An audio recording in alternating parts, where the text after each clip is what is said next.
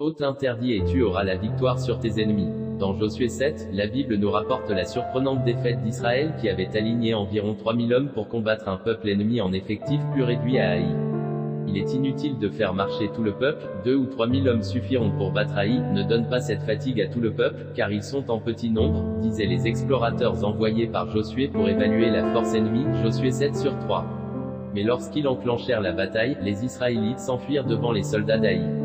Le peuple d'Israël fut consterné et perdit courage. Mais lorsque Josué chercha la face du Seigneur, il lui révéla ceci: Israël a péché, ils ont transgressé mon alliance que je leur ai prescrite, ils ont pris des choses dévouées par interdit, ils les ont dérobées et ont dissimulées, et ils les ont cachées parmi leurs bagages. Aussi les enfants d'Israël ne peuvent-ils résister à leurs ennemis, ils tourneront le dos devant leurs ennemis, car ils sont sous l'interdit. Je ne serai plus avec vous, si vous ne détruisez pas l'interdit du milieu de vous. Josué 7h11-12. Bien-aimé, tu as reçu la bénédiction de ton Père Céleste qui t'accorde et t'assure la victoire sur tes ennemis, quels qu'ils soient. Deutéronome 28/7.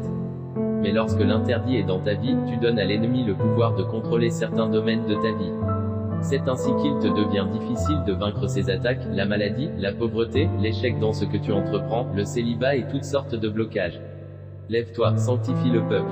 Tu diras, sanctifiez-vous pour demain, car ainsi parle l'Éternel, le Dieu d'Israël, il y a de l'interdit au milieu de toi, Israël, tu ne pourras résister à tes ennemis, jusqu'à ce que vous ayez ôté l'interdit du milieu de vous, a ordonné le Seigneur à Josué, Josué 7h13. L'interdit peut prendre plusieurs formes, il peut s'agir d'objets matériels comme les fétiches, les livres mystiques, les films et objets pornographiques, les objets consacrés aux esprits mauvais, etc., de certaines attitudes, haine, manque de pardon, convoitise, jalousie, peur, de certains actes posés qui ne glorifient pas le Seigneur, impudicité, adultère, masturbation, vol, mensonge, tricherie, corruption, etc. Juge 2h13-14, ils abandonnèrent l'Éternel, et ils servirent Baal et les Astartés. La colère de l'Éternel s'enflamma contre Israël. Il les livra entre les mains de pillards qui les pillèrent, il les vendit entre les mains de leurs ennemis d'alentour, et ils ne purent plus résister à leurs ennemis. Juge 3h12, les enfants d'Israël firent encore ce qui déplaît à l'Éternel, et l'Éternel fortifia Églon, roi de Moab, contre Israël, parce qu'ils avaient fait ce qui déplaît à l'Éternel. Genèse 35/2, Jacob dit à sa maison et à tous ceux qui étaient avec lui, ôtez les dieux étrangers qui sont au milieu de vous, purifiez-vous, et changez de vêtements. 1 Jean 5h18, nous savons que quiconque est né de Dieu ne pêche point, mais celui qui est né de Dieu se garde lui-même, et le malin ne le touche pas. Deutéronome 28/7, l'Éternel te donnera la victoire sur tes ennemis qui s'élèveront contre toi, ils sortiront contre toi par un seul chemin, et ils s'enfuiront devant toi par 7 chemins.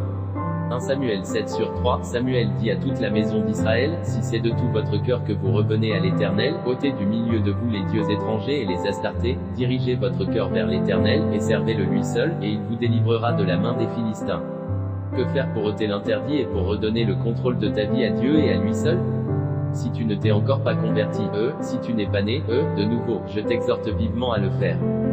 Fais en sorte que Satan ne te réclame pas, mais fais du Seigneur Jésus le maître et le propriétaire de ta vie.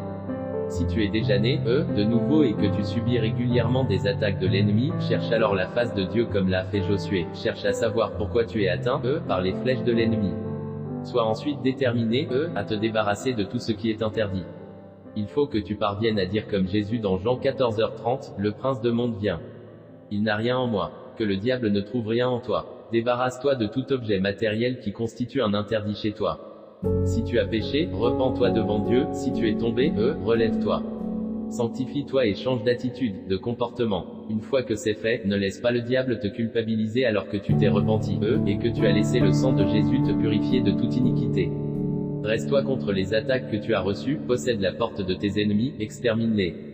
Dès qu'Israël s'est débarrassé de l'interdit, Dieu lui a accordé une victoire totale sur ses ennemis d'Haï, Josué 8. Ton Dieu est avec toi et il te donne la grâce de vaincre totalement les ennemis de ta destinée. Que Dieu te bénisse.